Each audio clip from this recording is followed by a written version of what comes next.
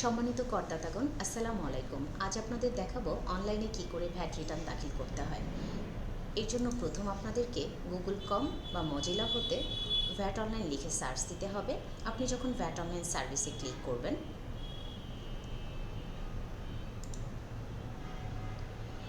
সম্মানিত করদাতাগণ, আপনি একটু খেয়াল করলে দেখবেন পেজে একটি ইন্টারফেস দেখা যাচ্ছে, যেখানে একটি লগ ইন বক্স রয়েছে। এখানে আপনি আপনার প্রতিষ্ঠানের ইউজার নেম, পাসওয়ার্ড ক্লিক করবেন। তারপর আমি I am not robot click করে আপনি লগ ইন ক্লিক করবেন।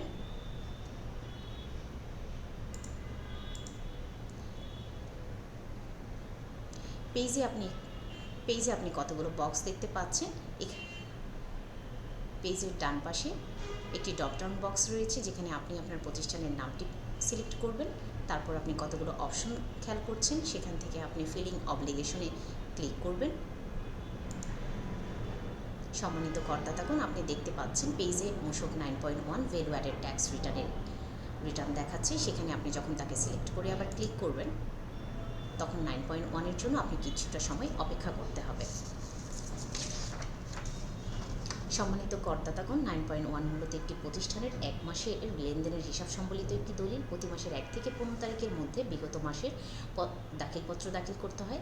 দাখিলপত্রের মোট 12টি অংশ রয়েছে, 68টি নোট রয়েছে। এছাড়া নোটের বিপরীতে বিস্তারিত তথ্য পূরণ করার জন্য 12টি সাবফর্ম রয়েছে।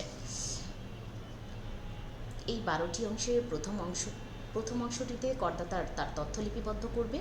পার্ট 2 অংশে করদাতা তার দাখিলপত্র জমার তথ্য লিপিবদ্ধ করবে। পার্ট 3, সম্মানিত করদাতাগণ, 9.1-এর সবচেয়ে গুরুত্বপূর্ণ একটি অংশ হচ্ছে পার্ট 3, যেখানে করদাতাগণ তার সরবরাহ প্রদান ও প্রদেয় করের তথ্য লিপিবদ্ধ করবেন।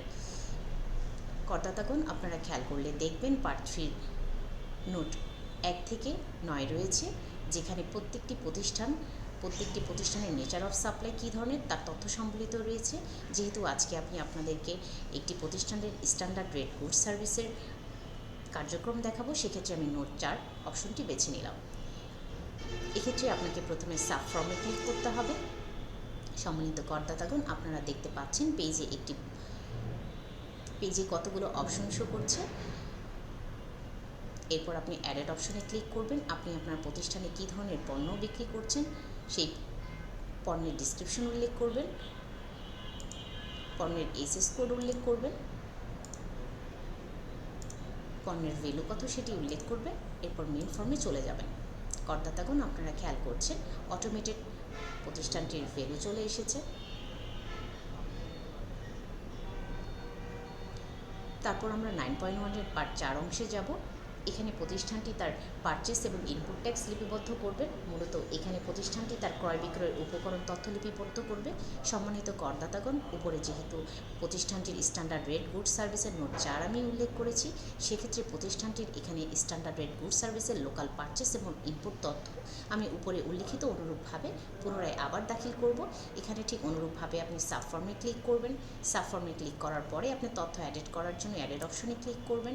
এরপর প্রতিষ্ঠানটির কমার্শিয়াল ডিসক্রিপশনে আপনি প্রতিষ্ঠানটির পণ্যের বর্ণনা দিবেন। তারপর আপনি প্রতিষ্ঠানটির পণ্যের এসএস কোড উল্লেখ করবেন, পণ্যের ভ্যালু উল্লেখ করবেন। পুনরায় আপনি মেন ফর্মে ক্লিক করবেন। সম্মানিত করদাতাগণ, আপনি দেখতে পাচ্ছেন টোটাল ইনপুট ট্যাক্স ক্রেডিটে প্রতিষ্ঠানটির ভ্যালু এবং ভ্যাট চলে এসেছে। এরপর আমরা যাব 9.1-এর পার্ট 5 অংশে, যেখানে প্রতিষ্ঠানটির ইনক্রিজিং অ্যাডজাস্টমেন্ট রয়েছে।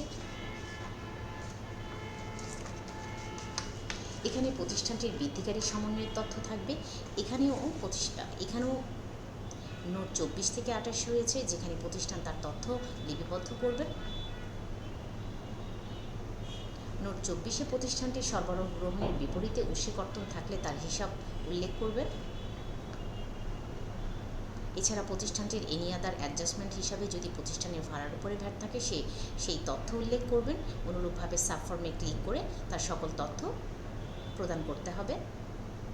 9.1-এর আরেকটি অংশ হচ্ছে পার্ট 6, যেখানে প্রতিষ্ঠানটি তার হ্রাসকারী সমন্বয়ের তথ্য লিপিবদ্ধ করবেন।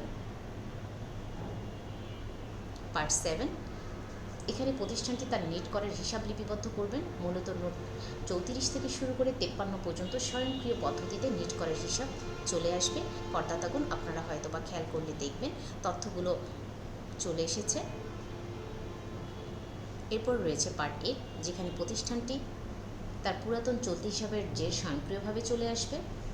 রয়েছে পার্ট 9, এখানে প্রতিষ্ঠানটির কর পরিশোধের ট্রেজারি চালানের কপি নোট 58 সাব ফর্মে সংযুক্ত করবে। আমি সাব ফর্মে ক্লিক করছি। এখানে আপনারা আবার পেজে কিছু তথ্য দেখতে পাচ্ছেন, যেখানে ট্রেজারি চালান নম্বর বসবেন, কোন ব্যাংক থেকে প্রতিষ্ঠানটি ট্রেজারি করেছে সেই ব্যাংকের নাম লিখতে হবে, ব্যাংকের শাখা উল্লেখ করে পুনরায় আপনাকে মেল ফর্মে ক্লিক করতে হবে। এরপর রয়েছে পার্ট 10, যেখানে প্রতিষ্ঠানটির ক্লোজিং ব্যালেন্স অর্থাৎ প্রতিষ্ঠানটির সমাপনী জের তথ্য উল্লেখ করতে হবে। এরপর রয়েছে পার্ট 11, যেখানে প্রতিষ্ঠানটির রিফান্ড উদ্ভব হলে ইয়েস বাটনে ক্লিক করবেন, রিফান্ড উদ্ভব না হলে নো বাটনে ক্লিক করবেন।